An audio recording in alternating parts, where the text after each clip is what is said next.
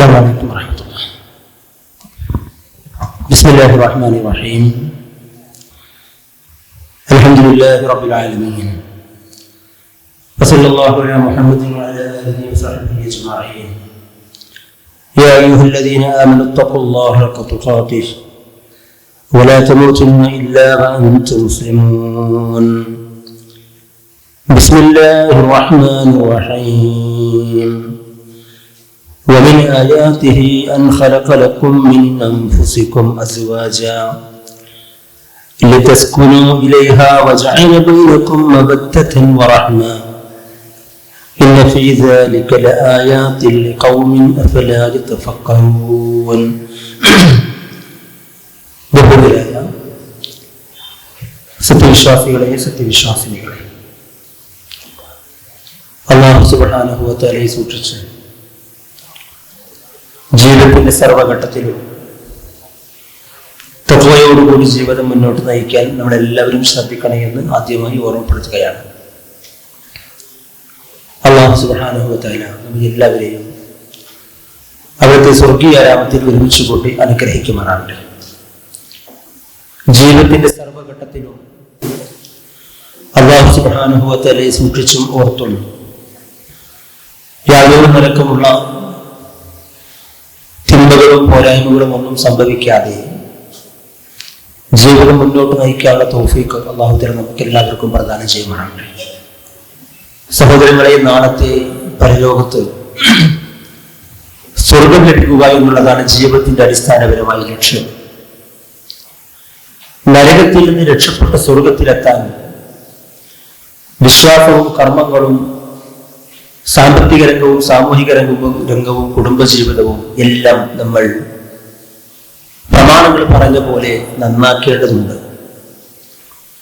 ഈ ലോകം പ്രവർത്തനത്തിന്റെ ലോകമാണ്. അല്ലാഹു സുബ്ഹാനഹു വ തആല ഇവിടെ പ്രതിഫലം നൽകുകയില്ല. പരലോകമാണ് പ്രതിഫലത്തിന്റെ ലോകം. അവിടെ കർമ്മങ്ങളും ഇല്ല. പരീക്ഷ എഴുതാൻ പോകുന്ന ഒരു വിദ്യാർത്ഥി പരീക്ഷ കഴിഞ്ഞ് മാർക്ക് ലഭിച്ച് അവൻ പരാജയപ്പെട്ടാൽ വല്ലാതെ നിരാശ ഉണ്ടാവും. എന്താണ് നിരാശയുടെ കാരണം? അവൻ പഠിച്ചില്ലല്ലോ. പഠിക്കേണ്ട സമയത്ത് കൃത്യമായി അവൻ പാഠഭാഗങ്ങൾ കൃത്യമായി പഠിച്ചില്ല. അതുകൊണ്ടാണ് അവനിക്ക് പരാജയം ഉണ്ടായത്. അവനിക്ക് പിന്നീട് നിരാശ വരും. എനിക്ക് പഠിക്കാമായിരുന്നു, എനിക്ക് കൃത്യമായി അന്നന്ന് അപ്പം ഓരോ കാര്യങ്ങൾ കൃത്യമായി ചെയ്യാമായിരുന്നു. അവന് വല്ലാത്ത നിരാശയും വല്ലാത്ത ആഗ്രഹവും വരും. ആ കഴിഞ്ഞ കാലഘട്ടം ഞാൻ പഠിച്ചിരുന്നുവെങ്കിൽ. സത്യനിഷേധികളായ ആളുകളെ അല്ലാഹു സുബ്ഹാനഹു വ തആല നരകത്തിലേക്കാണ് വലിച്ചെറിയുക. ആ നരകത്തിൽ വെച്ച് അള്ളാഹുവിനോട് അല്ലെങ്കിൽ നരകത്തിനെ കാക്കുന്ന മലക്കുകളോട്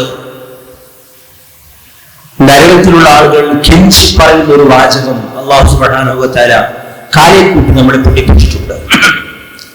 وهم يسترخون فيها ربنا أخرجنا نعمل صالحا غير الذي كنا نعمل. ചെയ്തു വെച്ച കർമ്മത്തിൽ നിന്നും വിഭിന്നമായ നല്ല കർമ്മങ്ങളുമായി ഞാൻ തിരിച്ചു വരാം. അതുകൊണ്ട് എനിക്ക് ഒരു അവസരവും കൂടി നൽകണേ എന്ന സത്യനിഷേധികൾ പറഞ്ഞു. സഹോദരങ്ങളെ, അവസരം നൽകില്ല റബ്ബ്. ഈ ലോകത്തേക്ക് നമ്മളെ സൃഷ്ടിച്ചു വിട്ടിരിക്കുന്നത് റബ്ബിനെ ആരാധിക്കാനാണ്, സൽക്കർമ്മങ്ങൾ ചെയ്യാനാണ്. ഏറ്റവും കൂടുതൽ സൽക്കർമ്മങ്ങൾ ആര് ചെയ്യുന്നു എന്ന് പരീക്ഷിക്കാനാണ്. അതുകൊണ്ട് മരണത്തിന് ശേഷം മറ്റൊരു പുനർജന്മം കർമ്മങ്ങൾ ചെയ്യാൻ വേണ്ടിയിട്ടില്ല. ഈ ലോകത്തേക്ക് ഒരു തിരിച്ചു വരവില്ല. ഒരു ഭാര്യ കുടുംബജീവിതവുമായി ബന്ധപ്പെട്ട വിഷയമാണ് നമുക്ക് പറയുന്നത്. ഒരു ഭാര്യയോ ഭർത്താവോ കുടുംബജീവിതവുമായി മുന്നോട്ട് പോകുന്ന ഘട്ടത്തിൽ എത്ര സന്തോഷത്തോടു കൂടിയാണ് നമ്മൾ സ്വാഭാവികമായി ഇങ്ങനെ ജീവിച്ചു പോകുന്നത്. എന്നാൽ സന്തോഷത്തോടുകൂടി ജീവിക്കുന്ന ഘട്ടത്തിൽ നമ്മുടെ കുടുംബജീവിതത്തിൽ നിന്ന് ഒന്നുകിൽ നമ്മുടെ ഭാര്യ അല്ലെങ്കിൽ ഭർത്താവ്, നമ്മുടെ ഇണ പെട്ടെന്ന് മരണപ്പെടുകയാണ് എന്ന് വിചാരിക്കുക. മരണപ്പെടുന്ന ഘട്ടത്തിൽ നമുക്ക് വല്ലാത്ത ദുഃഖമുണ്ടാകും. ഇന്നലെ രാത്രിയിലും പകലും എല്ലാം നമ്മുടെ കൂടെ ഉണ്ടായിരുന്നു. തണിയായി തുണയായി നമ്മുടെ കൂടെ, രണ്ട് ശരീരമാണെങ്കിലും ഒരു വയ്യായി ഒരു മനസ്സായി എപ്പോഴും കൂടെയുള്ള നമ്മുടെ ഭാര്യ പെട്ടെന്ന് മരണപ്പെട്ടു. പിറ്റേ ദിവസം അവർ ഖബറിലാണ്, നമ്മൾ നമ്മുടെ വീട്ടിലാണ്. സഹോദരങ്ങളെ, മരണപ്പെട്ടത് ഭാര്യയാണെങ്കിൽ ഭർത്താവിന്, അല്ലെങ്കിൽ ഭർത്താവാണ് മരണപ്പെട്ടതെങ്കിൽ ഭാര്യയ്ക്ക് വല്ലാത്ത സങ്കടവും പ്രയാസവും ദുഃഖവും ഉണ്ടാകും. കാരണം കൂടെ കൊണ്ട് നടന്നിരുന്നു ഇത്രയും കാലം, എല്ലാത്തിനും കൂടെ ഉണ്ടായിരുന്നു. നമ്മളിങ്ങനെ വീട്ടിലിങ്ങനെ ഇരിക്കുകയാണെങ്കിലും അവള് വിളിക്കുന്നുണ്ടോ, അവിടെ ഉണ്ടോ എന്ന് തോന്നിപ്പോകും. കാര്യങ്ങളെല്ലാം ഡിസോർഡർ ആകും, എല്ലാം ഒരു ക്രമത്തിലായി കിട്ടില്ല.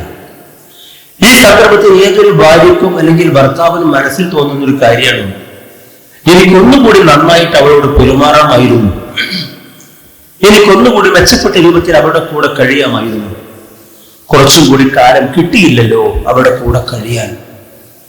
സഹോദരങ്ങളെ, ജീവിച്ച കാലഘട്ടത്തിൽ എന്തെങ്കിലും പ്രശ്നങ്ങളോ പ്രയാസങ്ങളോ നിരാശകളോ ബുദ്ധിമുട്ടുകളോ അവരായിട്ട് ഉണ്ടാക്കി വെച്ചിട്ടുണ്ടെങ്കിൽ സ്വാഭാവികമായും എന്തെങ്കിലും ബുദ്ധിമുട്ടുകളോ പ്രയാസങ്ങളോ അവരായിട്ട് ഉണ്ടാക്കിയിട്ടുണ്ടെങ്കിൽ മരണത്തിന് ശേഷം അവർ നിരാശപ്പെടേണ്ടി വരും.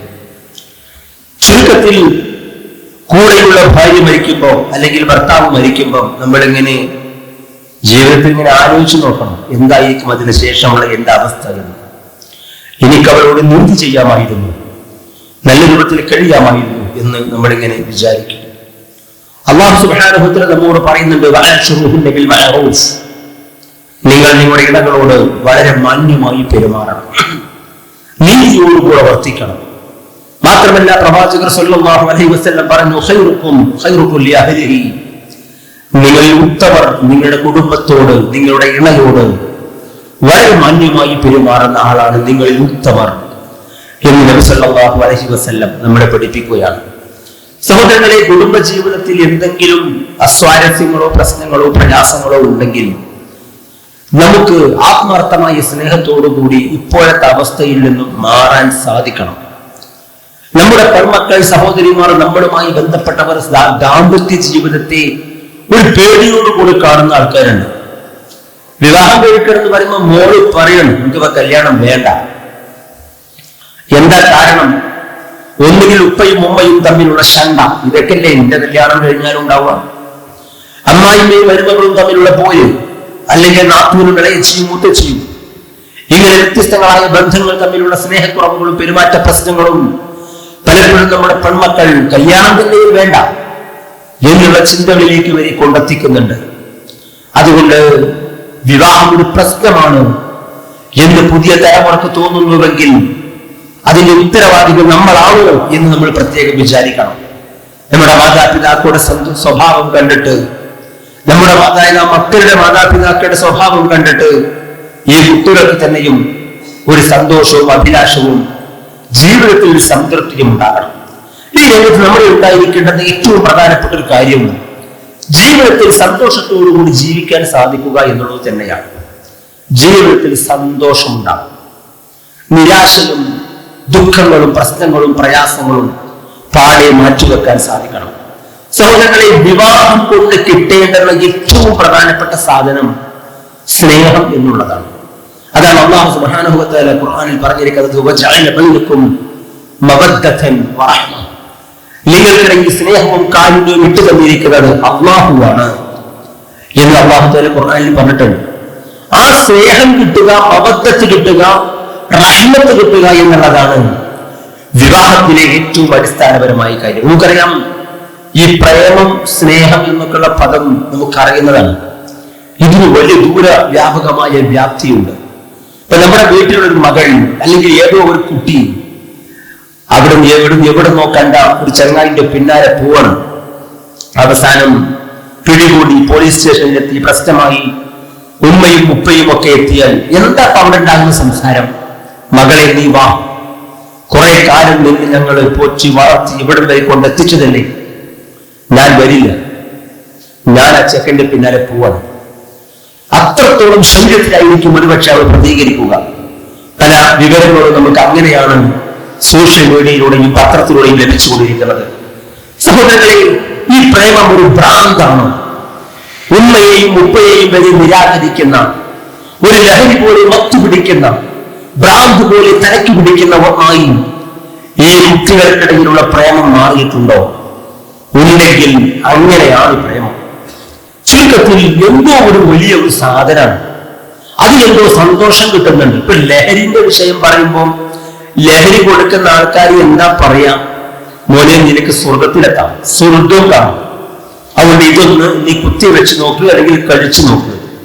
അവൻ കഴിച്ചു, കുത്തിവെച്ചു, 24 മണിക്കൂർ അവൻ സ്വർഗലോകത്തേക്ക് പോയ പോലെയാണത്രേ. ഈ ദുനിയാവിയായ ഈ ലോകത്ത് എന്തൊക്കെയോ കാണുന്നു, കേൾക്കുന്നു, പല പല ഉത്തരവാദിത്വങ്ങളും ഏൽക്കുന്നു, സ്വാഭാവികമായി ടെൻഷൻ വരുന്നു.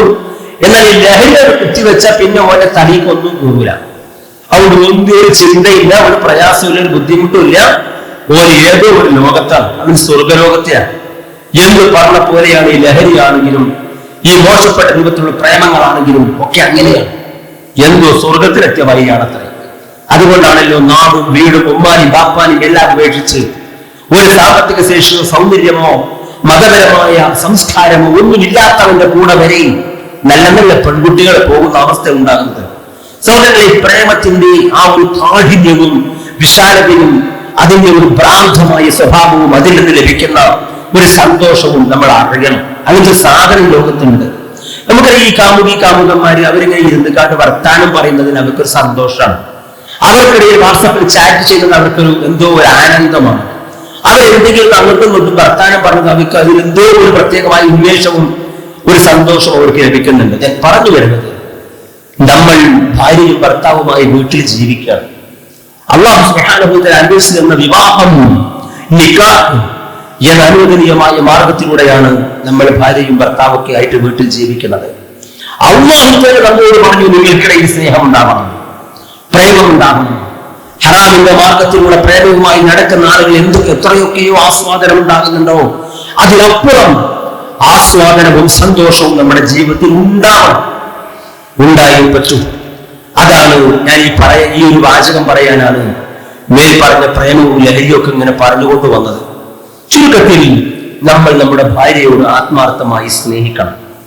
ഭാര്യമാരെ നമ്മൾ നമ്മുടെ ഭർത്താക്കന്മാരോട് വളരെ ആത്മാർത്ഥമായി സ്നേഹം കാണിക്കണം. ഇത് ജീവിതത്തിലെ അല്ലെങ്കിൽ കുടുംബ ജീവിതത്തിലെ ഉത്തരവാദിത്വത്തിന്റെ വിഷയത്തിൽ അടിസ്ഥാനപരമായ കാര്യമാണ്. അടിസ്ഥാനപരമായ സ്നേഹം, അടങ്ങാത്ത സ്നേഹമുണ്ടെങ്കിലേ നമുക്ക് ജീവിതത്തിലെ കാര്യങ്ങൾ തുറന്നു പറയാൻ പറ്റൂ, അവരോട് പൂർണ്ണാർത്ഥത്തിൽ ഇടപെടാൻ നോക്കൂ. നബി സല്ലല്ലാഹു അലൈഹി വസല്ലമ നമ്മോട് പറഞ്ഞല്ലോ, നിങ്ങൾ ഭാര്യമാരോട് വളരെ മാന്യമായി പെരുമാറണം. അവരോട് ആൾക്കാരുടെ മുമ്പിൽ വെച്ചുകൊണ്ട് അവരെ ശകാരിക്കാൻ പാടില്ല. ഖുർആനിൽ അല്ലാഹു പഠിപ്പിച്ചു, നിങ്ങൾ പരസ്പരം സ്നേഹിക്കണം. മാത്രമല്ല, നിങ്ങൾ പരസ്പരം വസ്ത്രങ്ങളാണ്. അത്രത്തോട് വസ്ത്രത്തോട് വരെ ആണ് അല്ലാഹു സുബ്ഹാനഹു വ തആല ഭാര്യയുടെയും ഭർത്താവിന്റെയും ബന്ധത്തിനെ ഉപമിച്ചിരിക്കുന്നത്. ഒരു വസ്ത്രം ഒരു ശരീരത്തോട് എത്രത്തോളം ബന്ധപ്പെട്ടിരിക്കുന്നു നമുക്കറിയാം. അല്ലാതെ ചേർന്ന് നിൽക്കുന്ന ഒന്നാണ്. നമുക്ക് വസ്ത്രം പൊടിപടലത്തിൽ നിന്നും അഴുക്കിൽ നിന്നും എന്നിവ കടന്നു വരുന്നവർക്ക് പ്രതിരോധമാണ് വസ്ത്രം, നമുക്ക് സൗന്ദര്യമാണ് വസ്ത്രം. ഈ രൂപത്തിൽ ഭാര്യ ഭർത്താവിന് സൗന്ദര്യമാകണം, പ്രതിരോധമാകണം, അലങ്കാരമാകണം. ഇങ്ങനെ വസ്ത്രത്തിന് കുറെ ഉത്തരവാദിത്തങ്ങളുണ്ട്. അതിലപ്പുറം ഉത്തരവാദിത്തം ഒരു ഭാര്യ അല്ലെങ്കിൽ ഭർത്താവ് സമ്പൂർണമായി ശ്രദ്ധിക്കേണ്ടതാണ്. സഹോദരങ്ങളെ, ഈ ലോകത്ത് എന്തിനേക്കാളും കൂടുതൽ ഇഷ്ടവും അടുപ്പവും സ്നേഹവും സ്നേഹം ഉണ്ടാകേണ്ടുന്നത് ഭാര്യയ്ക്ക് ഭർത്താവിനോടും ഭർത്താവിന് ഭാര്യയോടുമാണ്. അല്ലാഹു സുബ്ഹാനഹു വ തആല കുറെ നിയന്ത്രണങ്ങൾ ഈ ഭൂമി ലോകത്ത് വെച്ചിട്ടുണ്ട്. നമ്മോട് റബ്ബ് പറഞ്ഞു, നിങ്ങൾ കണ്ണിനെ താഴ്ത്തണം, ഗുഹ്യസ്ഥാനം സംരക്ഷിക്കണം, നിങ്ങൾ മോശപ്പെട്ട ഇടത്തേക്ക് നോക്കരുത്, നഗ്നചിത്രങ്ങൾ കാണരുത്. കണ്ടില്ലേ, ഈ രൂപത്തിൽ കുറെ കാര്യങ്ങൾ നമ്മോട് പറഞ്ഞിട്ടുണ്ട്. എന്നാൽ വിവാഹാനന്തരം ഇത്തരം കാര്യങ്ങളെല്ലാം ഭാര്യയുടെ വിഷയത്തിൽ നമുക്ക് അനുവദനീയവുമാണ്. സഹോദരങ്ങളെ, ഈ രൂപത്തിൽ കണ്ണിനെ താഴ്ത്തി മറ്റു സ്ത്രീകളെ ഒന്നും നോക്കാതെ, ഒരു പുരുഷനെ സംബന്ധിച്ചിടത്തോളം 4 വിവാഹം കഴിക്കാൻ അനുവാദമുണ്ടെങ്കിലും അതൊന്നും കഴിക്കാതെ വളരെ മാന്യമായി തന്റെ ഭാര്യ എന്നൊക്കെ പറഞ്ഞ് മുന്നോട്ട് പോകുന്ന ആ ഭർത്താവ് നമ്മുടെ വീട്ടിലേക്ക് കയറി വരുമ്പോ, ഇത് എന്റെ ഭർത്താവാണ്, അദ്ദേഹം എന്നെ പ്രതീക്ഷിച്ചു വന്നതാണ്, ഞാൻ അദ്ദേഹത്തോട് മാന്യമായി പെരുമാറണം എന്ന ചിന്ത ഓരോ ഭാര്യക്കും ഉണ്ടാകണം. നമുക്കറിയാം, എത്രയോ സ്ത്രീകൾ അനിയന്ത്രിതമായ രൂപത്തിൽ ജീവിക്കുന്നുണ്ട്. മോശപ്പെട്ട രൂപത്തിലുള്ള സംസ്കാരങ്ങൾ സ്ത്രീകളിലുള്ള എത്രയോ ആൾക്കാർ സമൂഹത്തിലുണ്ട്. നമ്മുടെ ഭാര്യ അല്ലാഹു സുബ്ഹാനഹു വ തആല അനുഗ്രഹമായിട്ടാണ് നമ്മുടെ ഭാര്യമാരെ നമുക്ക് നൽകിയിട്ടുള്ളത്. അവർ സ്വാലിഹത്തുകളാണ്, നല്ല സ്ത്രീകളാണ്. അതുകൊണ്ട് മറ്റൊന്നും ഒരു മോശത്തരവും ചെയ്യാതെ നമ്മളെ കാത്തിരിക്കുകയാണ് അവർ ഓരോ രംഗത്തും. അതുകൊണ്ട് തന്റെ ഭാര്യയുടെ വിഷയത്തിൽ നമ്മളും സഹോദരങ്ങളെ പ്രത്യേകം ശ്രദ്ധ കാണിക്കണം. നമ്മൾ നല്ല രൂപത്തിൽ മുന്നോട്ട് പോകുമ്പോഴും സ്വാഭാവികമായി ഒരു ഭാര്യ എന്നുള്ള നിലയ്ക്ക് വീട്ടിലെ ഉമ്മാനെയും ഉപ്പാനെയും ഭർത്താവിനെയും മക്കളെയും ഒക്കെ പരിഗണിച്ച് പരിപാലിച്ച് മുന്നോട്ട് പോകുമ്പോൾ പെട്ടെന്നുണ്ടാകുന്ന ഒന്നാണ് ദേഷ്യം വരിക എന്നുള്ളത്. ദേഷ്യത്തിന് ശമിപ്പിച്ചെങ്കിലേ സന്തോഷം കെടാതിരിക്കും. ദേഷ്യം വന്നാൽ പകരം സന്തോഷം പോവുക ചെയ്യാം. നബി സല്ലല്ലാഹു അലൈഹി വസല്ലം ആവർത്തിച്ച് ഉപദേശിച്ച ഒരു കാര്യമാണ് കോപിക്കരുത് എന്ന വാചകം. സ്ത്രീകളെ പ്രത്യേകമായി പറയണം. കോപം എന്നുള്ള ഒരു സാധനം ഉണ്ടല്ലോ, അത് ജീവിതത്തിൽ നിന്ന് മാറ്റിവെച്ചാൽ കുടുംബ ജീവിതത്തിൽ സന്തോഷം ഉണ്ടാവും.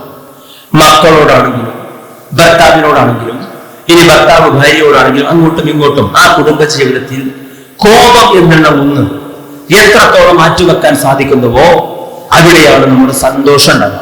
കോപം എന്നാൽ എന്താ പ്രശ്നം, എന്താ പറയാന്നറിയില്ല, അനിയന്ത്രിതമായി എന്തൊക്കെയോ പറയും, വിവേകമില്ലാതെ പെരുമാറുന്നു. പലപ്പോഴും അവന്റെ നാവിന്ദത്തിലൂടെ പുറത്തേക്ക് വരുന്ന വാചകത്തിന് ഒരു നിയന്ത്രണവും ഉണ്ടാവില്ല. നബി സല്ലല്ലാഹു അലൈഹി വസല്ലം പറഞ്ഞു, രണ്ട് കാര്യം നിങ്ങൾ പ്രത്യേകം ശ്രദ്ധിക്കണം നിങ്ങളുടെ ജീവിതത്തിൽ. ഒന്ന് അൽ ഇൽം, വിവേകം കാണിക്കണം. മറ്റൊന്ന് അൽ അനാസ്, നിങ്ങൾ എപ്പോഴും ഒരു അവധാനത കാണിക്കണം. ഒരു കാര്യം കേൾക്കുമ്പോഴേക്ക് എടുത്തു ചാടി സംസാരിക്കുന്ന പ്രവണത ഉണ്ടാകാൻ പാടില്ല. ദേഷ്യപ്പെട്ട് സംസാരിക്കാൻ പാടില്ല. ദേഷ്യം വരുമ്പോ അങ്ങനെയാണ്, എന്താ പറയാ പ്രവർത്തിക്കാന്ന് അറിയില്ല, എന്തൊക്കെയോ പറഞ്ഞോടും. അന്ന് ഭാര്യ കൊണ്ടുവന്ന സ്വർണത്തിന്റെ കണക്കൊക്കെ ഇക്കാരം ദേഷ്യം വരെ നേരത്തെ നിട്ട് പറയല് കണ്ടില്ലേ. സ്വാഭാവികമായിട്ട് ഇങ്ങനെ ചെയ്യും. ഇതിപ്പോ ഉണ്ടായി ഒന്നിലുണ്ടായിട്ടില്ല, പക്ഷെ പറഞ്ഞിട്ട് വരുമ്പോഴും കുറെ ഉണ്ടായിട്ടുണ്ടാവും. അതുകൊണ്ട് ദേഷ്യത്തിനെ മാക്സിമം പിടിച്ചു വെക്കാൻ ശ്രദ്ധിക്കുക എന്നുള്ളത് ഗൗരവപൂർവ്വം നമ്മൾ എല്ലാവരും ശ്രദ്ധിക്കേണ്ടതാണ്. നോക്കൂ, നമ്മുടെ വീട്ടിൽ മറ്റാരിലേക്കും നോക്കാതെ നല്ല സ്ത്രീകളായി നമ്മുടെ ഭാര്യമാരിങ്ങനെ നിൽക്കുമ്പോൾ നമ്മൾ ആ ഭാര്യയ്ക്ക് വേണ്ട രൂപത്തിൽ വളരെ സന്തോഷവും സ്നേഹവും കൊടുക്കുന്നുണ്ടോ എന്ന് നമ്മൾ പ്രത്യേകം ശ്രദ്ധിക്കേണ്ടതാണ്. അനുസരണശീലമുള്ള അല്ലാഹു സുബ്ഹാനഹു വ തആല നമ്മളെ പഠിപ്പിച്ചിരിക്കുന്ന ഭാര്യമാരോട് പ്രത്യേകം പറഞ്ഞിരിക്കുന്ന കുറെ കാര്യമുണ്ട്. ഒരു ഭർത്താവിന്റെ സാന്നിധ്യത്തിലും അസാന്നിധ്യത്തിലും ആ ഭർത്താവിനെ സമ്പൂർണമായി നമ്മൾ പരിഗണിക്കണം. അദ്ദേഹത്തിന്റെ അഭിമാനത്തിന് ക്ഷതം വരുത്തുന്ന ഒന്നും സ്ത്രീകളെയും നമ്മൾ പറയാൻ പാടില്ല. റംല റളിയല്ലാഹു അൻഹയുടെ ഒരു വിഷയം, അബൂ സുഫിയാൻ ഒരിക്കൽ കടന്നു വരുന്നുണ്ട് റംല റളിയല്ലാഹു അൻഹയുടെ വീട്ടിലേക്ക്. ആരാണ് റംല റളിയല്ലാഹു അൻഹ? നബി സല്ലല്ലാഹു അലൈഹി വസല്ലമയുടെ കൂടെ ഇസ്ലാം മതം സ്വീകരിച്ച ആളാണ്. അബൂ സുഫിയാനാണ് വരുന്നത്. വന്നിട്ട് ഇങ്ങനെ വരുമ്പോ റംല റളിയല്ലാഹു അൻഹ വിരിപ്പ് എടുത്ത് മാറ്റുന്ന ഒരു രംഗം പ്രത്യേകം ചരിത്രത്തിൽ വന്നിട്ടുണ്ട്. ഉപ്പ ചോദിക്കുന്നുണ്ട് മകളോട്, നിങ്ങൾ എന്തിയാ വിരിപ്പെടുത്ത് മാറ്റിയത്? ആ വിരിപ്പിരിക്കാൻ മാത്രം ഞാനില്ലേ? അതല്ല, എനിക്കിരിക്കാൻ മാത്രം ആ വിരിപ്പില്ലേ എന്നൊക്കെ ചോദിക്കുന്നുണ്ട്. മകൾ ഉപ്പയോട് പറയുന്ന മറുപടി, ഇത് എന്റെ ഭർത്താവായ മുഹമ്മദ് നബി സല്ലല്ലാഹു അലൈഹി വസല്ലം ഇരിക്കുന്ന വിരിപ്പാണ്. അൻത മുശ്രികുൻ വ നജസ്, നിങ്ങൾ മുശ്രിക്കാണ്, നജസ. എന്റെ ഭർത്താവ്, എന്റെ പ്രവാചകർ ഇരിക്കുന്ന വിരിപ്പിൽ നിങ്ങൾ ഇരിക്കാൻ കൊള്ളില്ല. സഹോദരങ്ങളെ, ഭാര്യ ഭർത്താവ് വീട്ടിലില്ലാത്ത സമയത്ത് വരെ സ്വന്തം പിതാവിനോട് ഭർത്താവിന്റെ അഭിമാനത്തെയും അവിടുത്തെ സ്ഥാനത്തെയും വകവെച്ചുകൊണ്ട് ആ ഭാര്യ ആ പെരുമാറ്റം ഇസ്ലാമിക ചരിത്രത്തിൽ രേഖപ്പെടുത്തി വെച്ചതാണ്. അതുകൊണ്ട് ഭർത്താവിന്റെ വിഷയത്തിൽ അനുസരണയുണ്ടാവണം. അദ്ദേഹത്തിന്റെ സാന്നിധ്യത്തിലും അസാന്നിധ്യത്തിലും അദ്ദേഹത്തിന്റെ അഭിമാനവും സമ്പത്തും സംരക്ഷിക്കുന്ന ആളാവണം. അതൊക്കെ സ്ത്രീകൾ എന്ന നിലയ്ക്ക് നമ്മൾ പ്രത്യേകം ശ്രദ്ധിക്കേണ്ടുന്ന ഒന്നാണ്. സഹോദരങ്ങളെ, നമ്മളെ കാത്തിരിക്കുന്ന ഒരു ഇണയെ നമ്മൾ സമ്പൂർണ്ണമായി പരിഗണിക്കുക എന്നുള്ളത് ഭർത്താക്കന്മാരുടെ വിഷയത്തിൽ നമ്മൾ ശ്രദ്ധിക്കേണ്ടതാണ്. സല്ലല്ലാഹു അലൈഹി വസല്ലം ഇല്ലാത്ത സന്ദർഭത്തിൽ പ്രവാചകരുടെ കർമ്മങ്ങളെ സംബന്ധിച്ച് ചോദിക്കാൻ വേണ്ടി വന്നല്ലോ. ആ മൂന്നാളുകൾ അവരോട് പ്രവാചകരുടെ സ്വാഭാവികമായ കർമ്മങ്ങളെ പറ്റി പറഞ്ഞു. അവസാനം ആ മൂന്ന് പേരും ഒരു പ്രതിജ്ഞ എടുത്തു പോകുന്നുണ്ട്. നമ്മൾ പരമീ കേട്ടതാണ്. അതിൽപ്പെട്ട ഒരാൾ പറഞ്ഞു, ഞാൻ എന്നും രാത്രി ഉറക്കമൊഴിച്ചുകൊണ്ട് നിസ്കരിക്കും. മറ്റൊരാൾ പറഞ്ഞു, ഞാൻ എന്നും നോമ്പെടുക്കും. വേറൊരാൾ പറഞ്ഞു, ഞാൻ വിവാഹം പോലും കഴിക്കില്ല. നബി സല്ലല്ലാഹു അലൈഹി വസല്ലം പറഞ്ഞു, എന്റെ ശരീരയിൽ നിന്ന് ആരകന്നു നിൽക്കുന്നു, അവർ എന്നിൽപ്പെട്ടവരല്ല. അവർ വിശദമായി പറയുന്ന ഒരു കാര്യമാണ്, നിങ്ങൾക്ക് റബ്ബിനോട് ഒരു ഉത്തരവാദിത്തമുണ്ട്, ശരീരത്തിനോട് ഉത്തരവാദിത്തമുണ്ട്, ഇണയോട് ഉത്തരവാദിത്തമുണ്ട് എന്ന് പ്രത്യേകം ആ സന്ദർഭത്തിൽ മതം നമ്മൾ പഠിപ്പിച്ചിട്ടുണ്ട്. ഇന്ന റബ്ബിക അലൈക ഹഖ്ഖ വയഫ്സിക അലൈക ഹഖ് വയഹ്ദിക അലൈക ഹഖ്. എല്ലാവരോടും ഉത്തരവാദിത്തങ്ങളും കടമകളും ബാധ്യതകളും നമുക്കുണ്ട്. അതുകൊണ്ട് ഒരു ഭർത്താവ് എന്നുള്ള നിലക്ക് ഭാര്യയുടെ വിഷയത്തിൽ ഒന്നാമത്തെ ഉത്തരവാദിത്വം ഒന്ന് സന്തോഷം നൽകലാണ്, മറ്റൊന്ന് സംരക്ഷണമാണ്. സംരക്ഷണം, ശാരീരികമായി സംരക്ഷണം നൽകണം, സാമ്പത്തികമായി സംരക്ഷണം നൽകണം. അത് അവന്റെ ഉത്തരവാദിത്തമാണ്. നബി സല്ലല്ലാഹു അലൈഹി വസല്ലം പറഞ്ഞു, നീ ഭക്ഷണം കഴിക്കുന്നുണ്ടെങ്കിൽ അവളെ ഭക്ഷിപ്പിക്കണം, നീ വസ്ത്രം ധരിക്കുന്നുണ്ടെങ്കിൽ അവളെ വസ്ത്രം ധരിപ്പിക്കണം. എന്ന് വെച്ചാൽ അവരുടെ വസ്ത്രവും ഭക്ഷണവും ആരോഗ്യവും പാർപ്പിടവും ഉൾപ്പെടെയുള്ള സർവ്വതും സാമ്പത്തിക ഉത്തരവാദിത്തങ്ങളെല്ലാം ഭർത്താവിന്റെ കരങ്ങളിലാണ് ഉള്ളത് എന്നർത്ഥം. കുടുംബത്തിന് വേണ്ടി ഒരു ഭർത്താവ്, ഒരു വീട്ടുകാരൻ ചെലവഴിക്കുന്ന സമ്പത്ത് അത് ധർമ്മമാണ് എന്നാണ് നബി സല്ലല്ലാഹു അലൈഹി വസല്ലം പഠിപ്പിച്ചത്. അപ്പൊ നമ്മുടെ ഭാര്യമാർക്കും മക്കൾക്കൊക്കെ വേണ്ടിയിട്ട് അധ്വാനിച്ചു കൊണ്ട് കൊടുത്ത് ഉണ്ടാക്കുന്ന ആ ഒരു വിഭവങ്ങൾ, സമ്പത്ത്, അത് ധർമ്മമാണ്, സ്വതക്കയാണ്, പുണ്യമാണ് എന്നൊരു ചിന്ത നമ്മളെ സംബന്ധിച്ചിടത്തോളം ഉണ്ടാകണം. സഹോദരങ്ങളെ, ആണില്ലാതെ ഒരു പെണ്ണിനെ സംബന്ധിച്ചിടത്തോളം ജീവിക്കാൻ പറ്റില്ല. ചില സ്ത്രീകൾ പറയും, എനിക്ക് വിവാഹമൊന്നും വേണ്ട, ഞാനിങ്ങനെയൊക്കെ പോയിക്കോളാം എന്ന രൂപത്തിലാണ്. അത് മനുഷ്യ പ്രകൃതിയിലുള്ളൊരു സാധനമാണ്. ഒരാണിന് ഒരു പെണ്ണിന് ഒരാണ് വേണമെന്നുള്ളത്. ഒരു ഭർത്താവ് എന്തോ കാരണം കൊണ്ട് ഒരു സ്ത്രീയെ ഒഴിവാക്കി അവൾ നമ്മുടെ വീട്ടിലേക്ക് വരികയാണെങ്കിൽ ഭർത്താവിന്റെ ഇതിന് ആങ്ങളമാര് നോക്കേണ്ടി വരും. അങ്ങനെ തന്നെയല്ലേ? അല്ലെങ്കിൽ ഉപ്പ നോക്കേണ്ടി വരും. ഏതെങ്കിലും ഒരാള് അവളെ സംരക്ഷിക്കാനോ സഹായിക്കാനോ കൂടെ വേണ്ടി വരും. അവളുടെ ജോലിക്കാരി ആവാം, സമ്പത്തുള്ള ആളാവാം. എന്നാലും അവരുടെ ജീവിതത്തിൽ ഒരാണ് എപ്പോഴും ആവശ്യമാണ്. അവിടെ നമ്മൾ എപ്പോഴും ശ്രദ്ധിക്കണം, എനിക്കൊരാണ് വേണം. നമ്മൾ എപ്പോഴും ചിന്തിക്കേണ്ടത്, എന്റെ വീട്ടിലെ ഒരു സ്ത്രീ ഉണ്ട്, ആ സ്ത്രീ അവൾ എനിക്ക് വേണ്ടി, നമുക്ക് വേണ്ടിയിട്ടുള്ള ഒരാളാണ് എന്നൊരു ഓർമ്മയും ചിന്തയാണ് നമുക്ക് വേണ്ടത്. നമ്മളിങ്ങനെ വീട്ടിലുണ്ടെങ്കിൽ എപ്പോഴും ഭാര്യയോട് ചോദിക്കും, എന്റെ ഷർട്ട് എവിടെയാണ്? അതേപോലെ ഭാര്യ നമ്മോട് തിരിച്ചു ചോദിക്കും. എല്ലാം ചോദിക്കാൻ ഒരാളാണ് നമുക്ക്. നിങ്ങൾ ഭക്ഷണം കഴിച്ചോ? മരുന്ന് കഴിച്ചോ? എവിടെയെങ്കിലും പോയി, നിങ്ങൾ എവിടെ വരെ എത്തി? കാര്യങ്ങൾ ശരിയായോ? അങ്ങനെ വിളിക്കും. നമ്മളിങ്ങനെ പറയലാണ്, പുറത്ത് പോയാലും ചോദിക്കുന്നില്ല, അപ്പോഴേക്കും ഫോൺ ചെയ്യും.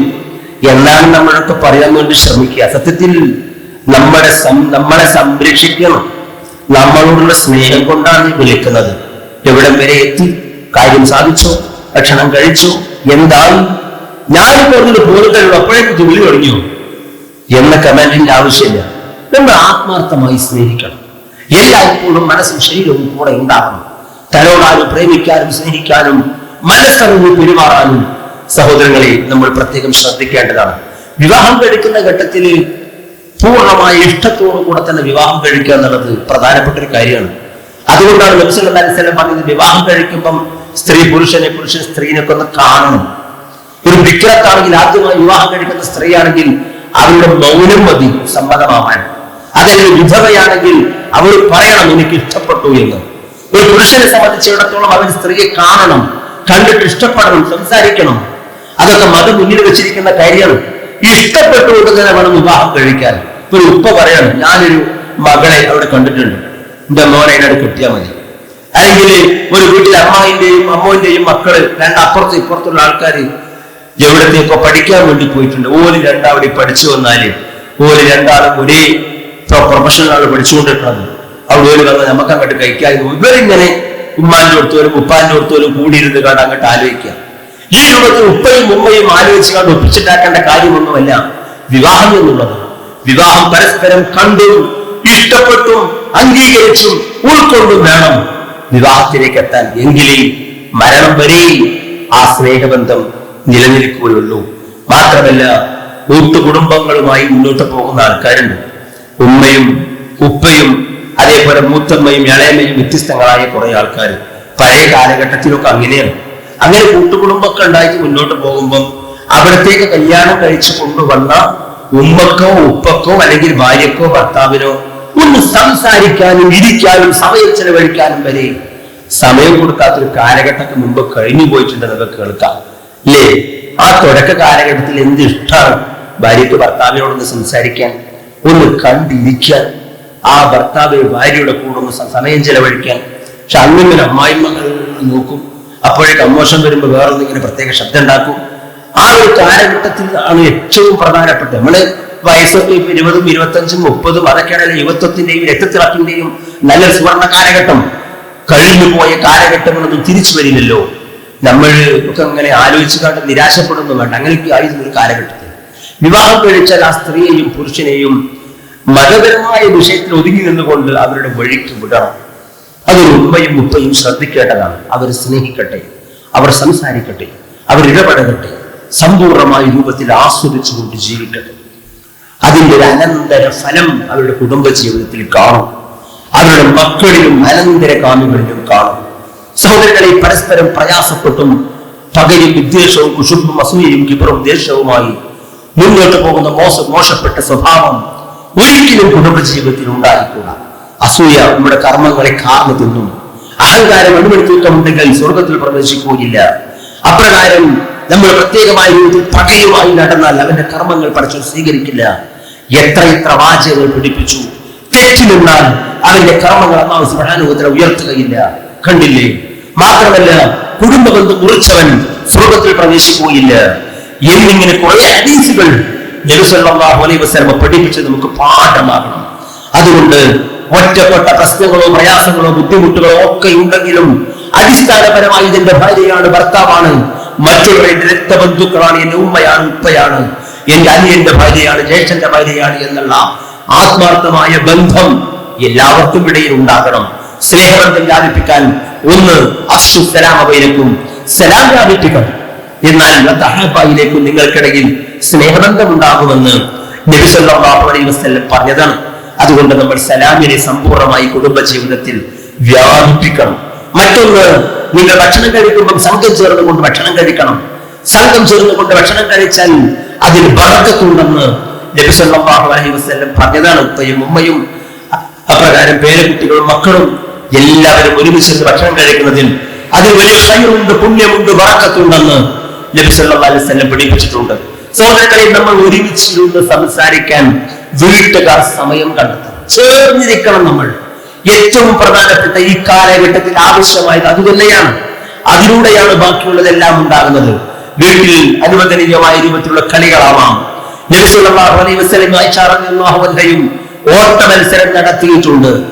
അവിടെ നിന്ന് പള്ളിയിലേക്ക് കളിക്കാൻ വേണ്ടി വന്ന വാൾപയറ്റിന് വന്ന ആളുകളെ ആയിഷ റളിയല്ലാഹു അൻഹയും ഭാര്യമാർക്കും പ്രവാചകർ കാണിച്ചു കൊടുത്തിട്ടുണ്ട്. അവർ കളിയും ചിരിയിലും തമാശയിലും ഏർപ്പെട്ടിട്ടുണ്ട്. ഹദീസിലും പ്രമാണത്തിലും ധാരാളമായി വന്ന വിഷയങ്ങളാണത്.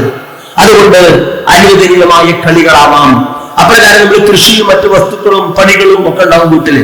അതിലൊക്കെ ഭാര്യയും ഭർത്താവും ചേർന്ന് നിൽക്കുമ്പം അതിലുണ്ടാകുന്ന ഒരു ഇടപെടലും സംസാരങ്ങളൊക്കെ ഉണ്ട്. എത്ര സന്തോഷം എന്നറിയും. ഒരു ഭാര്യക്ക് നമ്മൾ കൃഷിയിലോ അടുക്കളപ്പണിയിലോ മറ്റു കാര്യത്തിലൊക്കെ ഒന്ന് കൂടെ നിന്ന് കൊടുത്താൽ, ളുഹറിന് ബാങ്ക് കൊടുക്കുന്ന സന്ദർഭത്തിൽ നബി സല്ലല്ലാഹു അലൈഹി വസല്ലം ഫീ മിഹനത്തി അഹ്ലിഹി എന്നാണ് ഹദീസിലുള്ളത്. ഭാര്യയെ സഹായിക്കാൻ വേണ്ടി പ്രവാചകർ സല്ലല്ലാഹു അലൈഹി വസല്ലം അടുക്കളയിലായിരുന്നു. ബാങ്ക് വിളിക്കുമ്പോഴാണ് പള്ളിക്ക് കണ്ടു പോകാറുള്ളത്. അടുക്കള പണിയിൽ അടക്കം കൃഷിയിലാണെങ്കിലും മറ്റു ജോലികളിലാണെങ്കിലും കൂടെ നിൽക്കുന്നുവെങ്കിൽ സഹോദരങ്ങളെ, അപ്പോഴൊക്കെയാണ് സമയം കണ്ടെത്താൻ സംസാരിക്കാൻ. മറ്റൊന്ന്, യാത്ര പോകാൻ നമുക്ക് സാധിക്കണം. ഇപ്പൊ നമ്മൾ ചങ്ങായിമാരായിട്ട് യാത്ര പോകും, അതേപോലെ പല പല ഫ്രണ്ട്സിന്റെ വ്യത്യസ്തങ്ങളായി ടൂറുകളും മറ്റൊക്കെ നടത്തും. പക്ഷെ ഭാര്യന്റെ കൂടെ ഒന്ന് യാത്ര പോകാൻ പറ്റുക, മക്കളുടെ കൂടെ ഒന്ന് യാത്ര പോകാൻ പറ്റിയാൽ വലിയൊരു കാര്യമാണ്. നമ്മുടെ മക്കൾക്ക്, നമ്മുടെ പെൺമക്കൾ അടക്കമുള്ള ആൾക്കാർക്ക് ആരോടാണ് ഏറ്റവും വലിയ ബന്ധം? പ്ലസ് ടു പഠിക്കുന്ന അവരുടെ കൂട്ടുകാരിയോട്, ആൺകുട്ടികളാണെങ്കിൽ കൂട്ടുകാരന്മാരോട്. അവരുടെ ഫുട്ബോളും ക്രിക്കറ്റും മൊബൈൽ ഗെയിമുകളും മറ്റു ചാറ്റിങ്ങുകളും വ്യത്യസ്തങ്ങളായ സോഷ്യൽ മീഡിയയിലെ ബന്ധങ്ങളും ഒക്കെയായിട്ട് അവർ അവരുടേതായ ലോകത്താണ്. സഹോദരങ്ങളെ, നമ്മൾ പലപ്പോഴും സംസാരിക്കാൻ സമയം കണ്ടെത്തുന്നില്ല. അതുകൊണ്ട് എല്ലാ നിലക്കും ചേർന്ന് നിൽക്കാൻ ബോധപൂർവം നമ്മൾ സമയം കണ്ടെത്തണം. എങ്കിലേ ആ ഒരു ബന്ധം ഒരു ആത്മബന്ധമായി മുന്നോട്ട് പോകാൻ പറ്റുള്ളൂ. അതുകൊണ്ട് സ്നേഹത്തോടുകൂടെ തന്നെ മുന്നോട്ട് പോകണം. നമ്മൾ സൂചിപ്പിച്ചതുപോലെ അമ്മായിമ്മയും നാത്തൂരും ഇളയച്ചയും മുത്തച്ഛയും വ്യത്യസ്തങ്ങളായ കുറെ ബന്ധങ്ങൾ കുടുംബജീവിതത്തിലുണ്ട്. എല്ലാവരോടും മാന്യമായി പെരുമാറുക എന്നുള്ളത് നമ്മൾ ശ്രദ്ധിക്കേണ്ടുന്ന കാര്യമാണ്. ഒരു ഉമ്മക്ക് ഒരു മകൻ 2-3 ആമക്കളുണ്ടെങ്കിൽ ജ്യേഷ്ഠനും അനിയനും അപ്രകാരം വ്യത്യസ്തങ്ങളായ കുറെ ആൺമക്കളൊക്കെ ഉണ്ടാവും. ഇത് ഏതെങ്കിലും ഒരു വീട്ടിലേക്കാരം ചിലപ്പോൾ ഉമ്മ ഉണ്ടാവും. ഉമ്മയും ഉപ്പയും തറവാട്ടിലാണല്ലോ സാധാരണ ഉണ്ടാവുക. നമ്മുടെ നാട്ടിലത്തെ ഒരു രീതി അനുസരിച്ച് എന്താത്തൊരു രീതി, നമ്മൾ പിന്നെ ഭാര്യയെ ഇങ്ങോട്ട് കല്യാണം കഴിച്ചു കൊണ്ടുവരും. എന്നിട്ട് നമ്മളെ വീട്ടിലാണ് നമ്മുടെ ഭാര്യ താമസിക്കുക. അതാണ് നമ്മുടെ നാട്ടിലത്തെ ഒരു രീതി. പിന്നീട് വരുന്ന മറ്റൊരു രീതി, ചെറിയ മകന്റെ കൂടെയാണ് ഉമ്മയും ഉപ്പയും താമസിക്കുക. അതും നമ്മുടെ നാട്ടിലത്തെ ഒരു രീതി തന്നെയാണ്. അതോടുകൂടി ചെറിയ മോൻ അതിലെല്ലാം അങ്ങോട്ട് ആസ്വദിക്കുകയാണ്. ഉമ്മാനെയും ഉപ്പാനെ നോക്കാനും അതേപോലെ ഭാര്യ ആണ് കൊണ്ടുവന്ന ഭാര്യമാരാണെങ്കിൽ ആ അമ്മായിമാരെ അമ്മോശനെ നോക്കാനും അതിലേക്ക് ഉത്തരവാദിത്വം അവരിൽ മാത്രമായി സംക്ഷിപ്തമാകുന്നുണ്ടോ എന്നൊക്കെ നമ്മുടെ കുടുംബജീവിതവുമായി ബന്ധപ്പെട്ട് ഇടയ്ക്കൊക്കെ ഒന്ന് ആലോചിക്കണം. വിവാഹാന്വേഷണം നടക്കുന്ന ഘട്ടത്തിൽ പല ഉപ്പമാരും ഉമ്മമാരും ചോദിക്കുകയാണ്, വീട്ടിൽ എത്ര ആൺകുട്ടികളുണ്ട്? 2 ആൺകുട്ടികൾ. ഇവൻ ചെറിയ മോനാ മൂത്ത മോനാണ്? എന്നാ കല്യാണം കഴിച്ചുതരാം. ചെറിയ മോനാണോ? എന്നല്ല. എന്തേ അങ്ങനെ വരാനുള്ള കാരണം ഇങ്ങനെ സമൂഹത്തിൽ പല നടപ്പുകളും ഉള്ളത് കൊണ്ടാണ്. ഏതായിരുന്നാലും നാളത്തെ പരലോകത്ത് ഉമ്മാനും ഉപ്പാനും നോക്കിയെന്ന് പ്രത്യേക ചോദ്യമൊക്കെ ഉണ്ട്. ഉമ്മാന്റെയും ഉപ്പാന്റെയും വിഷയത്തിൽ അവരോട് നിങ്ങൾ എന്ന് പോലും പറയരുത്. കാരുണ്യത്തിന്റെ ചിറകിനെ താഴ്ത്തി കൊടുക്കണം, അവർക്ക് വേണ്ടി പ്രാർത്ഥിക്കണം, അവരോട് മാന്യമായി പെരുമാറണം എന്ന കുറെ വാചക സൂറത്തുൽ ഇസ്രായേൽ അടക്കം അള്ളാഹു സുബ്ഹാനഹു വ തആല നമ്മളെ പഠിപ്പിച്ചിട്ടുണ്ട്. ഇത് ഒരു ചെറിയ മോനെ മാത്രം ബാധിക്കുന്ന കാര്യമല്ല, എല്ലാവർക്കും മാതാപിതാക്കളുടെ ഉത്തരവാദിത്തമുണ്ട്. അത് അന്നലക്ക് തന്നെ നമുക്ക് ബോധ്യപ്പെടണം. എന്നിട്ട് പെൺമക്കളാണെങ്കിലും ആൺമക്കളാണെങ്കിലും സ്വന്തം ഉമ്മയെയും ഉപ്പയെയും നോക്കുന്നിടത്ത് സമയവും ഒഴിവും ബോധപൂർവം കണ്ടെത്താൻ സഹോദരങ്ങളെ നമ്മൾ പരിശ്രമിക്കണം. നമ്മുടെ ഉമ്മാനെയും ഉപ്പാനെയും നോക്കുന്നതിലൂടെ 2 കാര്യങ്ങളാണ് സംഭവിക്കുന്നത്. ഒന്ന്, നമ്മൾ ഉമ്മാനെയും ഉപ്പാനെ നോക്കുന്നു, അത് മുഖാന്തരം ഉമ്മാക്കും ഉപ്പാക്കും നമ്മോട് ഇഷ്ടമുണ്ടാകും, നമുക്ക് ആത്യന്തികമായി സ്വർഗം കിട്ടും. നമ്മൾ ഉമ്മാനെയും ഉപ്പാനെയും പരിഗണിക്കുന്നത്, നോക്കുന്നത്, അവരെ ശ്രദ്ധിക്കുന്നത്, അവരുമായി ബന്ധപ്പെട്ട കാര്യം ചെയ്തു കൊടുക്കുന്നത് ഉമ്മാക്കും ഉപ്പാക്കും വേണ്ടിയിട്ടല്ല, ആണോ? അള്ളാഹു പറഞ്ഞത് കൊണ്ടാണ്, റബ്ബിന് വേണ്ടിയിട്ടാണ്. അങ്ങനെ റബ്ബിന് വേണ്ടി നമ്മൾ ചെയ്തു കൊടുത്താൽ ഒന്ന്, നമുക്ക് അള്ളാഹു സുബ്ഹാനഹു വ തആല പ്രതിഫലം കിട്ടും. മറ്റൊരു കാര്യം എന്താണെന്നറിയോ? നമ്മളെ ഇളച്ചിക്ക് നമ്മോട് ഇഷ്ടമുണ്ടാവും. അതാണ്, നമ്മളെ ഇളച്ചിക്ക് നമ്മോട് ഇഷ്ടമുണ്ടാവും. നമ്മൾ മൂത്തച്ഛനാണെങ്കിൽ കാക്കൊന്ന് വന്നു, എനിക്ക് ഇന്നോടൊക്കൊന്ന് പോകാണ്ടിരുന്നു, അപ്പോഴേക്ക് കാക്കും താത്തിക്കൊന്ന് വന്നല്ലോ, നോക്കിയല്ലോ, അവരൊന്ന് സഹായിച്ചല്ലോ, അതുകൊണ്ട് എനിക്കും കല്യാണത്തിനും സൽക്കാരത്തിനും വീട്ടിൽ പോകാനും മറ്റു കാര്യത്തിനും എനിക്കും ഒരു സൗകര്യവും സന്തോഷവും സ്വാതന്ത്ര്യവും ഒക്കെ കിട്ടിയെന്നാണ്. അപ്പുറത്തേക്ക് കല്യാണം കഴിച്ച അപ്പുറത്തെ വീട്ടിൽ താമസിക്കുന്ന കാക്കി താത്തി എപ്പോഴാ വേണ്ടിച്ച അവർക്ക് പുറത്തു പോവാം. ഇളച്ചി മൂത്തച്ഛി അമ്മായിമാരോട് ചോദിക്കണം, മോശനോട് ചോദിക്കണം, കാക്കാനോട് ചോദിക്കണം, നാത്തൂനോട് ചോദിക്കണം. അങ്ങനെ ഒരു പ്രയാസമുണ്ടെങ്കിൽ സഹോദരങ്ങളെ, നമ്മുടെ കുടുംബജീവിതവുമായി ബന്ധപ്പെട്ട് നമ്മളതൊക്കെയും ശ്രദ്ധിക്കേണ്ടതാണ്.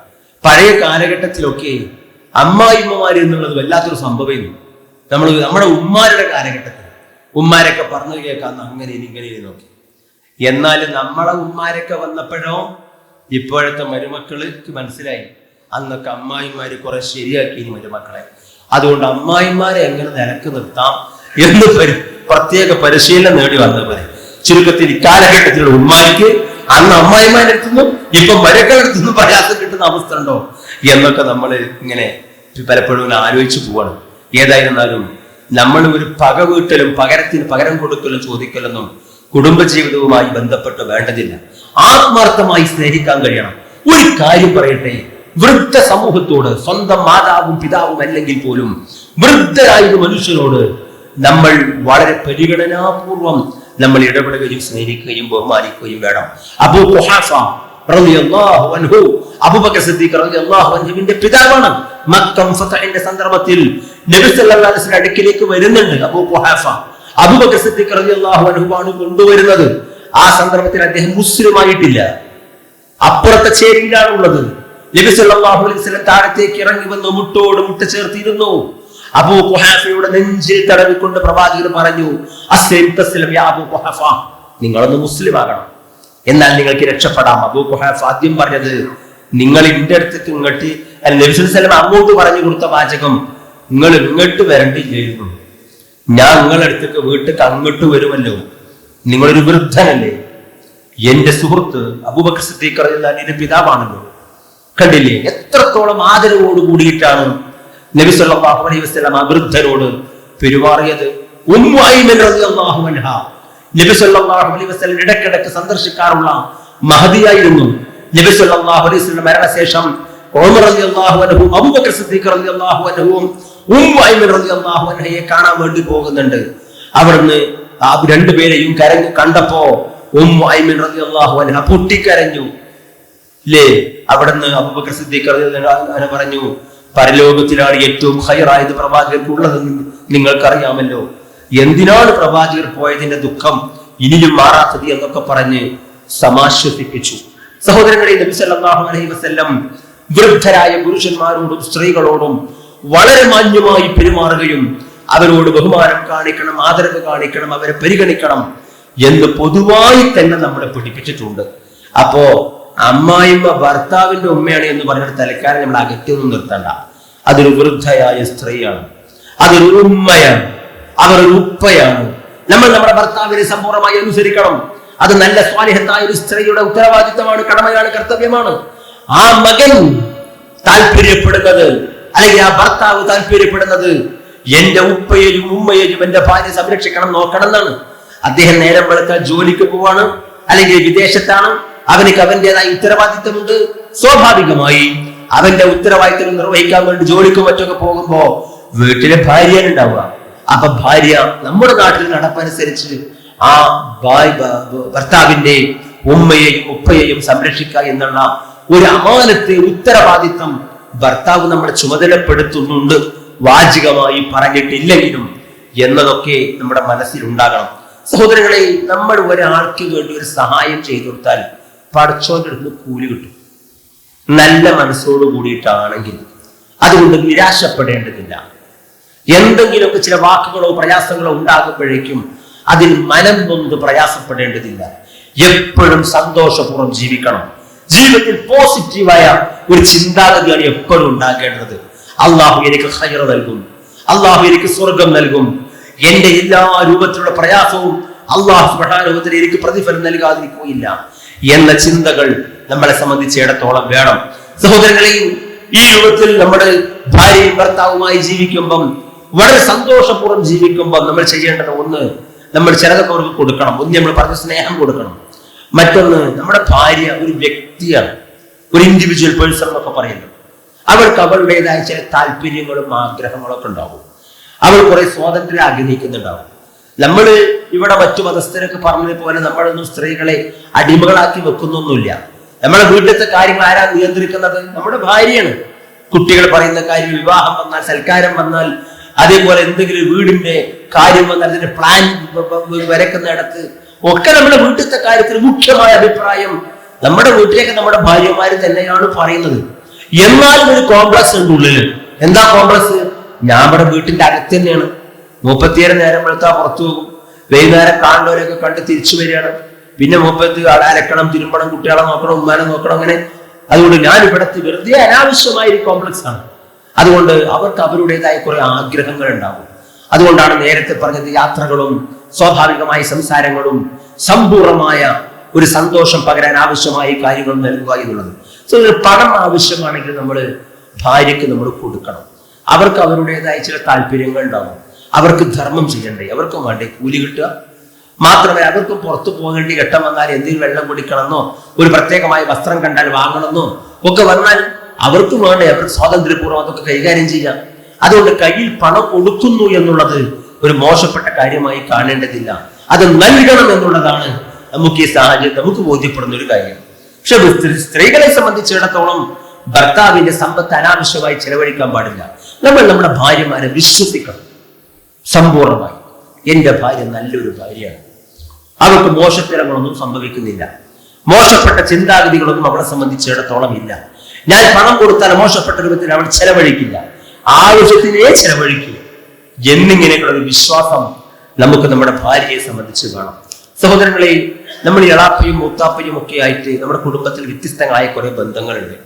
നമ്മൾ ശ്രദ്ധിക്കേണ്ടുന്ന പ്രധാനപ്പെട്ട ഒരു കാര്യം, നമ്മൾ സംഘടനാ രംഗത്തും മതരംഗത്തും സാമൂഹിക രംഗത്തൊക്കെ പലപ്പോഴും തിരക്കി പിടിച്ച രൂപത്തിൽ പ്രവർത്തിക്കുമ്പോഴും നമ്മൾ ശ്രദ്ധിക്കേണ്ടുന്ന ഒന്ന്, നമ്മുടെ കുടുംബ ബന്ധങ്ങൾ ഒരിക്കലും നമ്മൾ മറക്കാൻ പാടില്ല. സന്ദർശിക്കേണ്ട ആൾക്കാരെ നമ്മൾ സന്ദർശിക്കണം. ചിലപ്പോൾ എളാപ്പ ഇങ്ങനെ പറഞ്ഞ് എന്ന് വന്നതാപ്പം കണ്ട് കുറെ കാലം അല്ലെങ്കിൽ വൈക്കങ്ങോട്ട് പോയിട്ട് എന്നൊക്കെ എളാപ്പയോ മൂത്താപ്പയോ അമ്മോനോ അമ്മായിയോ മറ്റോ നമ്മളെ പറ്റി പറയുന്നുണ്ടെങ്കിൽ നമ്മളത് പ്രത്യേകം ശ്രദ്ധിക്കണം. കുടുംബ ബന്ധം ചേർക്കുക എന്നുള്ളത് ഇസ്ലാമിലെ ഏറ്റവും പ്രധാനപ്പെട്ട ഒരു സാധനമാണ്. അത് നമ്മൾ ഗൗരവപൂർവ്വം ഓർക്കണം. മറ്റൊന്ന്, പാവപ്പെട്ട ആരെങ്കിലും കുടുംബത്തിലുണ്ടെങ്കിൽ, അത് ഉമ്മയൊത്ത കുടുംബമാവട്ടെ ഉപ്പയൊത്ത കുടുംബമാവട്ടെ, വല്ലവരും കുടുംബത്തിലുണ്ടെങ്കിൽ സാമ്പത്തികമായി സഹായിക്കുക എന്നുള്ള പ്രത്യേകം ശ്രദ്ധിക്കേണ്ടതാണ്. 2 കൂലിയാണ് അങ്ങോട്ട് കിട്ടുക. ഒന്ന് സഹായിച്ചതിന്റെ കൂലി കിട്ടും, മറ്റൊന്ന് കുടുംബ ബന്ധം ചേർത്തതിന്റെ കൂലിയും കിട്ടും. അതുകൊണ്ട് എന്റെ കുടുംബക്കാരെ ഞാൻ ഇടയ്ക്കൊക്കെ ഒന്ന് ഞാൻ സന്ദർശിക്കും എന്നൊരു തീരുമാനം ഉണ്ടാവണം. ഇന്നത്തെ ഈ പ്രോഗ്രാമിന്റെ വിജയം അതൊക്കെയാണ്. നമ്മുടെ കുടുംബ ജീവിതത്തിൽ സന്തോഷം ഉണ്ടാകണം, മക്കളോട് സന്തോഷം കാണിക്കണം, ഭാര്യയും ഭർത്താവും എപ്പോഴും സന്തോഷപൂർവ്വം ജീവിക്കണം. അതോടൊപ്പം കുടുംബ സന്ദർശനങ്ങൾ നടത്തണം. അങ്ങനെ സഹായിക്കേണ്ടവരെ സഹായിക്കാൻ നമ്മൾ ശ്രദ്ധിക്കണം. മാത്രമല്ല, രോഗികളായ ആൾക്കാരൊക്കെ ഉണ്ടാവുമ്പോൾ നമ്മുടെ കുടുംബത്തിൽ ബോധപൂർവം നമ്മൾ സന്ദർശിക്കണം. സഹോദരങ്ങളെ, സമയം ചെലവഴിച്ച് സംസാരിച്ച് മതപരമായ കാര്യങ്ങൾ പറഞ്ഞ് ആദർശം പറഞ്ഞ് നിസ്കാരത്തെയും നോമ്പിനെയും അതിനപ്പുറം തൗഹീദൊക്കെ പറഞ്ഞ് നമ്മുടെ കുടുംബ ജീവിതത്തിലുള്ള നമ്മുടെ എല്ലാവരെയും, അവർ രോഗികളാണെങ്കിൽ പ്രയാസപ്പെടുന്നവരാണെങ്കിൽ അവരെ മാന്യമായി ശ്രദ്ധിക്കാൻ നമ്മൾ പ്രത്യേകം ശ്രദ്ധിക്കേണ്ടതാണ്. സഹോദരങ്ങളെ, ഈ പ്രധാനപ്പെട്ട ഒരു ഏരിയ പറയാനുള്ളത്, അല്ലാഹുവിലുള്ള സമ്പൂർണമായ വിശ്വാസം നമുക്ക് ഉണ്ടാകണം. അത് ജീവിതത്തിൽ അടിസ്ഥാനപരമായി കാത്തു സൂക്ഷിക്കേണ്ടുന്ന ഒന്നാണ്. നമ്മുടെ മക്കൾ രോഗികളാവാം, ഭാര്യയ്ക്ക് രോഗം വരാം, ഭർത്താവിന് രോഗം വരാം. ഇതുവരെ സാമ്പത്തികമായി നല്ല ക്രമത്തിലും മുന്നേറ്റത്തിലും ഉണ്ടായിരുന്നു നമ്മൾ പെട്ടെന്ന് സാമ്പത്തികമായി ഇടിവ് വരാം. ലോകത്ത് എന്തെല്ലാം മാറ്റങ്ങളാണ് സംഭവിക്കുന്നത്. ഒരു വ്യക്തി എന്നുള്ളത് നമുക്കും മാറ്റം സംഭവിക്കും.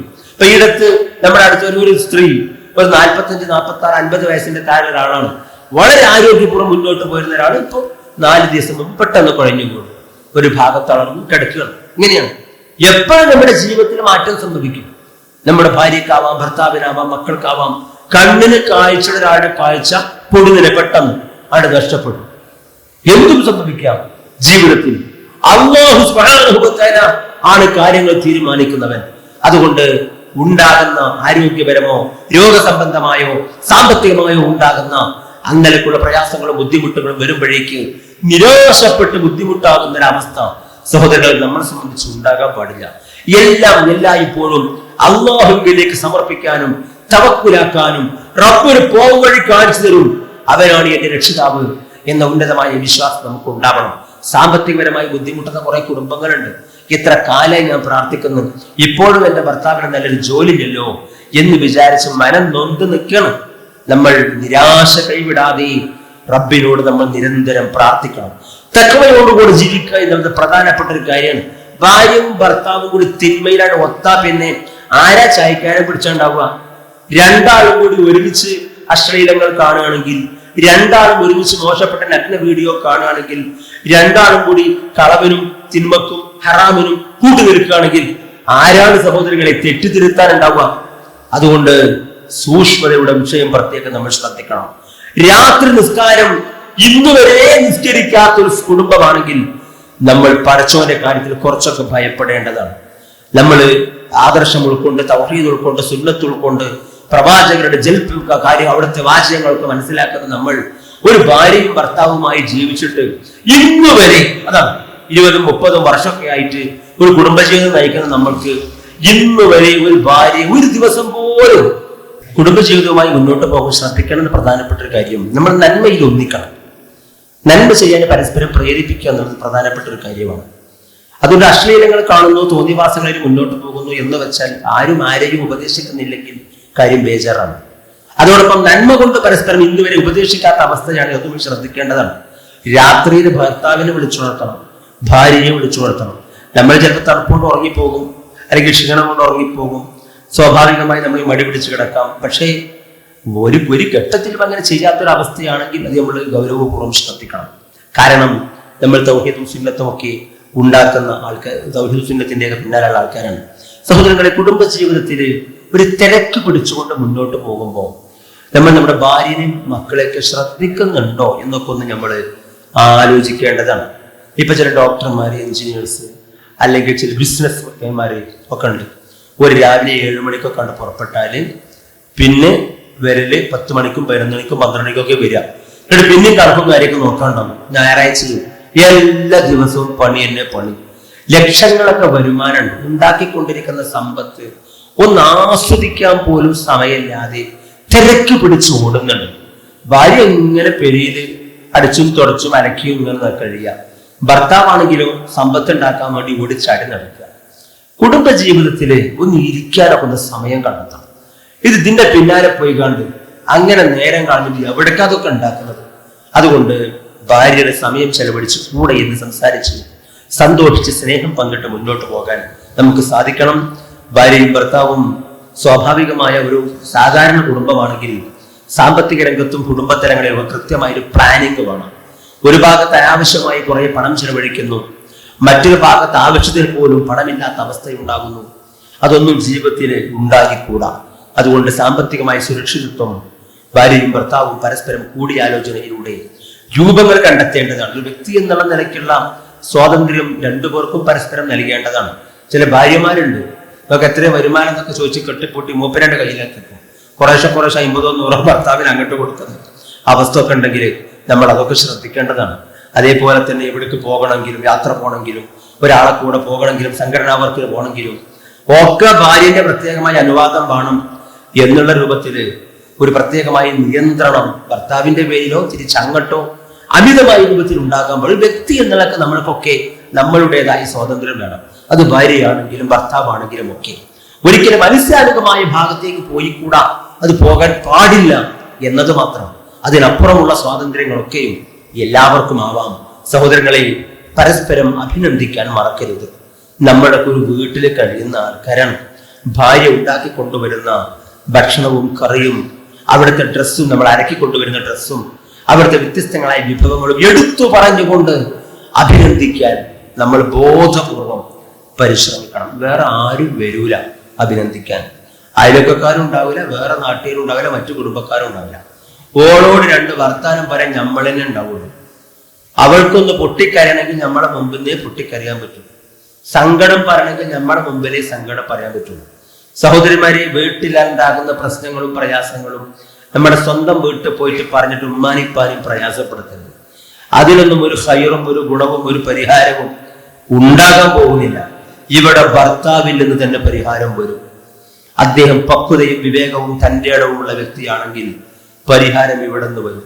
പ്രശ്നമില്ലാത്ത രൂപത്തിൽ മുന്നോട്ട് പോകാൻ സാധിക്കട്ടെ. ആവർത്തിച്ച് പറയാനുള്ളത് സന്തോഷപൂർവ്വം മുന്നോട്ട് പോകണം എന്നുള്ളതാണ്. അതുകൊണ്ട് നമ്മൾ സമ്പൂർണമായി അടുപ്പം നിലനിർത്തണം. മാനസികമായ അടുപ്പം ഉണ്ടാകണം, ശാരീരികമായ അടുപ്പം ഉണ്ടാകണം. എല്ലാ നിലക്കുമുള്ള സമ്പൂർണമായ അടുപ്പം നമ്മളിൽ ഉണ്ടെങ്കിൽ നമ്മൾ സമ്പൂർണമായ രൂപത്തിൽ സ്നേഹത്തോടെ മുന്നോട്ട് പോകാൻ പറ്റും. ചിലപ്പം വളരെ ശൗര്യഭാവത്തിൽ പറയും, എനിക്കുള്ള സഹായമൊന്നും വേണ്ട, ഞാൻ തന്നെ സ്വന്തം ചെയ്തോളാം എന്നൊക്കെ പറഞ്ഞിട്ട് സഹായം വരെ ചോദിക്കുന്നതില്ലെന്ന് പ്രയാസപ്പെട്ട് മടി കാണിച്ച് അകന്നു നിൽക്കുന്ന പ്രവണത ഉണ്ടാകരുത്. നമ്മൾ സഹായം കൊടുക്കും വേണം, സഹായം ചോദിക്കുകയും വേണം.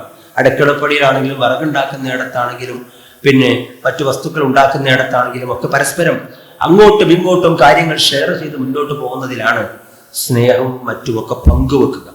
അതുകൊണ്ട് ബോധപൂർവമായ ഇടപെടലുകൾ കുടുംബജീവിതത്തിൽ ഒരു ഭാര്യ ഭർത്താവ് എന്നുള്ള നിലക്ക് നമ്മളിലൊക്കെ കാഴ്ചവെക്കണം. നമ്മളൊക്കെ ഭർത്താക്കന്മാരായി, ഭാര്യമാരായി, മക്കളൊക്കെ ആയിട്ട് കുറെ കാലമായി നമ്മളൊക്കെ ജീവിക്കാൻ തുടങ്ങിയിട്ട് നമ്മൾ പിറകോട്ട് ഇങ്ങനെ തിരിഞ്ഞു നോക്കണം. എൻ്റെ ഭാര്യ മരണപ്പെട്ടു പോകുമ്പോൾ ഞാൻ സംതൃപ്തനാകുമോ എൻ്റെ ഭാര്യയുടെ വിഷയത്തിൽ എന്ന് ഭാര്യമാരെ നമ്മൾ നമ്മുടെ ഭർത്താവിൻ്റെ കാര്യത്തിൽ ആലോചിക്കണം. നമ്മൾ മരിക്കുകയാണെങ്കിൽ എൻ്റെ ഭർത്താവ് എന്നെ പറ്റി തൃപ്തിപ്പെടുമോ? തിരിച്ച് നമ്മളും നമ്മുടെ ഭാര്യയുടെ വിഷയത്തിൽ ആലോചിക്കണം. നബി സല്ലല്ലാഹു അലൈഹി വസല്ലം പറഞ്ഞത്, അങ്ങനെ തൃപ്തിപ്പെട്ടുകൊണ്ടാണ് ഒരു ഭാര്യ മരിക്കുന്നത്. ഭർത്താവ് തൃപ്തിയിലാണെങ്കിൽ അവൾ സ്വർഗത്തിലാണ് എന്ന് പ്രവാചകർ സല്ലല്ലാഹു അലൈഹി വസല്ലം പഠിപ്പിച്ചിട്ടുണ്ട്. നേരെ തിരിച്ചും അപ്രകാരം തന്നെയാണ്. അതുകൊണ്ട് തൃപ്തി കൈമാറാൻ നമ്മൾ പ്രത്യേകം ശ്രദ്ധിക്കേണ്ടതാണ്. കുടുംബജീവിതത്തിൽ നമ്മൾ ഈ പറഞ്ഞതുപോലെ ഇപ്പൊ കൃഷിയും നേരത്തെ കാര്യങ്ങൾ ഇത്തരത്തിലുള്ള കാര്യങ്ങൾ അങ്ങോട്ടും ഇങ്ങോട്ടും കൊണ്ടും കൊടുത്തും പറഞ്ഞും സംസാരിച്ചും നമ്മൾ തന്റെ ഒരു ആത്മബന്ധം ഉണ്ടാവേണ്ടതുണ്ട്. ആ ആത്മബന്ധം നമ്മൾക്കിടയിൽ ഉണ്ടോ എന്ന് നമ്മുടെ ഒരു പുനരാലോചന നടത്താം. മാത്രമല്ല, സാമ്പത്തികമായി നമ്മൾ എവിടത്തേക്ക് പണം ഷെയർ കൊടുക്കുകയാണ്, ഒരു ബിസിനസ്സിലേക്ക് കയറുകയാണ്, ഒരു രംഗത്തേക്ക് യാത്ര പോവാണ്, കൂട്ടുകാരുടെ കൂടെ ടൂർ പോവാണ്, ഇങ്ങനെ കുറച്ച് കാര്യങ്ങളൊക്കെ ചെയ്യുമ്പം മുതിരുമ്പം അതൊക്കെ ഭാര്യയോടുകൂടി നമ്മളൊന്ന് ചോദിച്ചും പറഞ്ഞും ഷെയർ ചെയ്തും അഭിപ്രായം ചോദിച്ചും മുന്നോട്ട് പോയാൽ അതിനൊക്കെ ഹൈറുണ്ടാവും. നമ്മൾ സംഘടനാ രംഗത്ത് ഷൂറയുമായി ബന്ധപ്പെട്ട എത്രയോ ഹദീസുകൾ സംഘടനാ രംഗത്ത് കേൾക്കുന്ന ആൾക്കാരാണ് നമ്മൾ. ഷൂറയുമായി ബന്ധപ്പെട്ട സൂറത്തുണ്ട്. അള്ളാഹു സുബ്ഹാനഹു വ തആല അതിന്റെ പുണ്യം പഠിപ്പിച്ചിട്ടുണ്ട്. പ്രവാചകൻ ധാരാളമായി ഷൂറ ചെയ്ത ഒരാളാണ്. കുടുംബജീവിതത്തിലും വേണം ഷൂറ. അതവിടെ ചെയ്യാനുള്ള സ്വന്തം ഭാര്യയോടാണ്, മക്കളോടാണ്. അതുകൊണ്ട് സഹോദരങ്ങളെ, ഞാൻ അവസാനിപ്പിക്കുകയാണ്. ഭാര്യ, മക്കൾ, ഭർത്താവ് എന്നുള്ളതൊക്കെ എല്ലാവരും ഒരു ഇൻഡിവിജ്വൽ പേഴ്സണാണ്. അതുകൊണ്ട് ഉപ്പമാരെ, സഹോദരങ്ങളെ, എല്ലാവരും പ്രത്യേകമായി ആഗ്രഹിക്കുന്ന ഒരു സാധനമാണ് പരിഗണന. മക്കൾ ബഹുമാനം ആഗ്രഹിക്കുന്നുണ്ട്, മക്കൾ പരിഗണന ആഗ്രഹിക്കുന്നുണ്ട്, മക്കൾ അവരുടേതായ ഒരു സ്ഥാനവും ഒരു ഇടവും ബഹുമാനവും ഒക്കെ ആഗ്രഹിക്കുന്നുണ്ട്. നമ്മളിങ്ങനെ അവരെ കണ്ട് ചവിട്ടിക്കുട്ടി മുലക്കലാക്കാനൊന്നും ഇന്നത്തെ കാലത്ത് വിചാരിക്കാൻ പറ്റൂല. എല്ലാവർക്കും കൊടുക്കേണ്ടുന്ന സ്ഥാനം പൂർണ്ണമായ രൂപത്തിൽ കൊടുത്തേ പറ്റൂ. എല്ലാവരെയും ബഹുമാനിക്കണം. 5 വയസ്സ് 6 വയസ്സാകുമ്പോഴേക്ക് തന്നെ പതുക്കെ പതുക്കെ പക്വതയുടെ തലങ്ങളിലേക്ക് എത്തുന്ന ഒരു സാഹചര്യമാണ് പുതിയ കാലഘട്ടത്തിലുള്ളത്. അതുകൊണ്ട് മക്കളെ നമ്മൾ സമ്പൂർണ്ണമായി പരിഗണിക്കണം. അവരെ പ്രത്യേകമായ രൂപത്തിൽ നമ്മളിങ്ങനെ ഓർഡർ ചെയ്ത് കൽപ്പിച്ച് വിരലുമലും കണ്ണുമലും മൂക്കുമലൊക്കെ നിർത്തണേ. ആ കാലഘട്ടമൊക്കെ കഴിഞ്ഞു പോയിട്ടുണ്ട്. അതുകൊണ്ട് വളരെ സ്നേഹത്തോടെ വാത്സല്യത്തോടെ നല്ല ആദരവോടു കൂടി പെരുമാറുക എന്നുള്ളതാണ് മക്കളുടെ വിഷയത്തിലാണെങ്കിലും അപ്രകാരം എല്ലാവരുടെ വിഷയത്തിൽ നമ്മൾ ശ്രദ്ധിക്കേണ്ടത്. ഇവിടെ അവസാനമായി പറയാനുള്ളത്, നമ്മൾ ഒരിക്കലും വന്ന വഴി മറക്കരുത്. ഇവിടുത്തെ സ്ത്രീകളോടും പുരുഷന്മാരോടും പറയാനുള്ളതാണ്. വന്ന വഴി എന്ന് പറഞ്ഞാൽ നമുക്കൊരു ഉമ്മയപ്പിയൊക്കെ ഉണ്ടായിരുന്നു. ഓര് നമ്മളെ ചെറുപ്പത്തിൽ പഠിപ്പിച്ച് പരിപാലിച്ച് നമ്മളെ വിവാഹം കഴിപ്പിച്ചു തന്നു കണ്ടാണ് നമ്മളൊക്കെ ഈ കോലത്തിൽ എത്തിയത്. നമ്മളിപ്പോ വലിയ ഭാര്യയൊക്കെ ആയി ജോലിയൊക്കെ നേടി വലിയ പെരയൊക്കെ വെച്ച് വലിയ ആൾക്കാരെ കണിങ്ങനെ നടക്കുകയാണ്. അതിൻ്റെ ഒക്കെ പിന്നിൽ 10, 20, 30, 40 മുതൽ അപ്പുറം വർഷം മുമ്പ് നമ്മളെ ഈ തലങ്ങളിലേക്ക് എത്തിച്ച 2 ആൾക്കാരുണ്ട്. അതാണ് നമ്മളെ ഉമ്മയും ഉപ്പയും. അവരെ മറന്നു കണ്ട് നമ്മൾ ജീവിക്കരുത്. ഒരുപക്ഷെ 30, 40 വർഷങ്ങൾ മുമ്പ് മരണപ്പെട്ടവരാവാം, അല്ലെങ്കിൽ നമ്മുടെ കൂടെ ഇപ്പോഴും ജീവിച്ചിരിക്കുന്നവരാവാം. ഏത് തലത്തിലാണെങ്കിലും അവരെ ബഹുമാനിക്കാനും ആദരിക്കാനും പരിഗണിക്കാനും അവർക്ക് വേണ്ടി പ്രാർത്ഥിക്കാനും സഹോദരങ്ങളെ നമ്മൾ ശ്രദ്ധിക്കണം. അതുകൊണ്ട് നബി സല്ലല്ലാഹു അലൈഹി വസല്ലം പ്രത്യേകം നമ്മോട് പഠിപ്പിച്ചിട്ടുണ്ട്. ആ തലങ്ങളിലുള്ള കുടുംബ തലങ്ങളെ എല്ലാവരെയും പ്രത്യേകം പരിഗണിക്കാനും അവരെ നമ്മൾ പ്രത്യേകം സന്ദർശിക്കാനും നമ്മളെ പഠിപ്പിച്ചിട്ടുണ്ട്. സഹോദരങ്ങളെ, നമ്മുടെ സന്താനങ്ങൾക്ക് വേണ്ടി നമ്മൾ പ്രത്യേകം പ്രാർത്ഥിക്കണം. മാത്രമല്ല, നമ്മളെ മക്കൾ സ്വാലിഹ്യങ്ങളാകാൻ നമ്മൾ ചെയ്യേണ്ടുന്ന ഒരു കാര്യം റബ്ബനാ ഹബ് ലനാ മിൻ അസ്വാജിനാ എന്ന് പറഞ്ഞുകൊണ്ട് കുറേ പ്രാർത്ഥനകൾ സ്വാലിഹ്യങ്ങളായ സന്താനങ്ങൾക്ക് വേണ്ടി പ്രാർത്ഥിക്കാൻ നമ്മോട് പറഞ്ഞിട്ടുണ്ട്. ആ പ്രാർത്ഥന നമ്മുടെ ജീവിതത്തിൽ ഉണ്ടാകണം.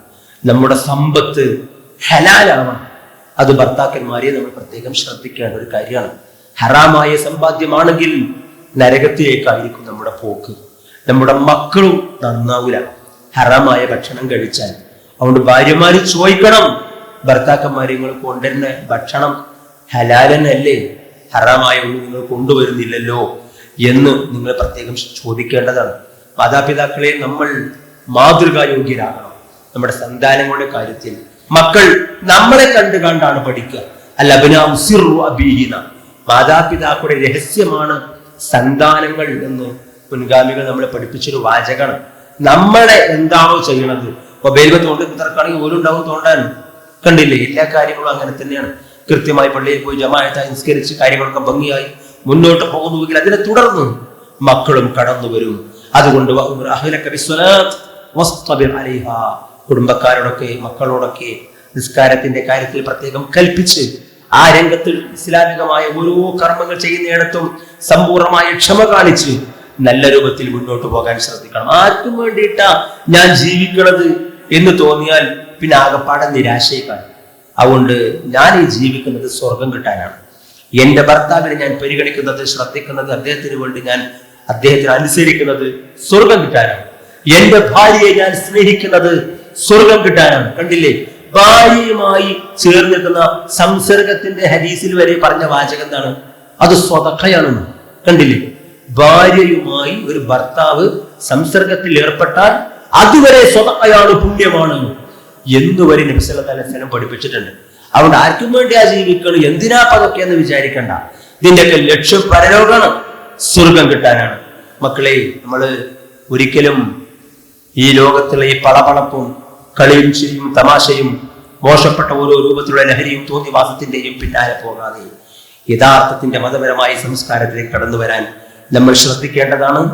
എങ്കിലേ ശരിയായ നമുക്ക് നല്ല സ്വർഗത്തിൽ എത്തിപ്പെടാൻ സാധിക്കുകയുള്ളൂ. അല്ലാഹു സുബ്ഹാനഹു വ തആല നമുക്ക് എല്ലാവർക്കും ഖൈറും ബറക്കത്തും നൽകി അനുഗ്രഹിക്കുമാറാവട്ടെ. നമ്മുടെ കുടുംബജീവിതത്തിൽ അല്ലാഹു സുബ്ഹാനഹു വ തആല സമാധാനം നൽകി അനുഗ്രഹിക്കട്ടെ. ഭാര്യയും ഭർത്താവും സന്താനങ്ങളും ഉമ്മയും ഉപ്പയുമായി പോകുന്ന നമ്മുടെ വീട്ടിൽ ഐശ്വര്യമുണ്ടാവട്ടെ, സന്തോഷമുണ്ടാകട്ടെ, സമാധാനം ഉണ്ടാകട്ടെ. പരസ്പരം കാര്യങ്ങൾ അങ്ങോട്ടും ഇങ്ങോട്ടും പറഞ്ഞ് ആത്മാർത്ഥമായി സ്നേഹിക്കുവാനുള്ള മാനസികാവസ്ഥ നമുക്കെല്ലാവർക്കും അള്ളാഹു സുബ്ഹാനഹു വ തആല പ്രദാനം ചെയ്യുമാറാവട്ടെ. നമ്മുടെ സന്താനങ്ങളിൽ അള്ളാഹു കൺകുളിർമ പ്രദാനം ചെയ്യുമാറാവട്ടെ. മോശപ്പെട്ട എല്ലാ സാഹചര്യത്തിൽ നിന്നും നമ്മുടെ സന്താനങ്ങളെ അള്ളാഹു സുബ്ഹാനഹു വ തആല കാത്തുരക്ഷിക്കുമാറാവട്ടെ. നമ്മുടെ മരണപ്പെട്ടു പോയ നമ്മുടെ മാതാപിതാക്കൾക്ക് അള്ളാഹു തആല സ്വർഗം നൽകി അനുഗ്രഹിക്കുമാറാവട്ടെ. ജീവിച്ചു കഴിയുന്ന കാലമത്രയും ഈ തൗഹീദിനു വേണ്ടി, സുന്നത്തിനു വേണ്ടി ഇസ്ലാമിക രംഗത്ത് കർമ്മം ചെയ്യുവാനുള്ള തൗഫീഖ് അല്ലാഹു സുബ്ഹാനഹു വ തആല നമുക്ക് എല്ലാവർക്കും നൽകി അനുഗ്രഹിക്കുമാറാവട്ടെ. റബ്ബനാ അതിനാ ഫിദ്ദുനിയ ഹസന വഫിൽ ആഖിറതി ഹസനത വഖിനാ അദാബന്നാർ.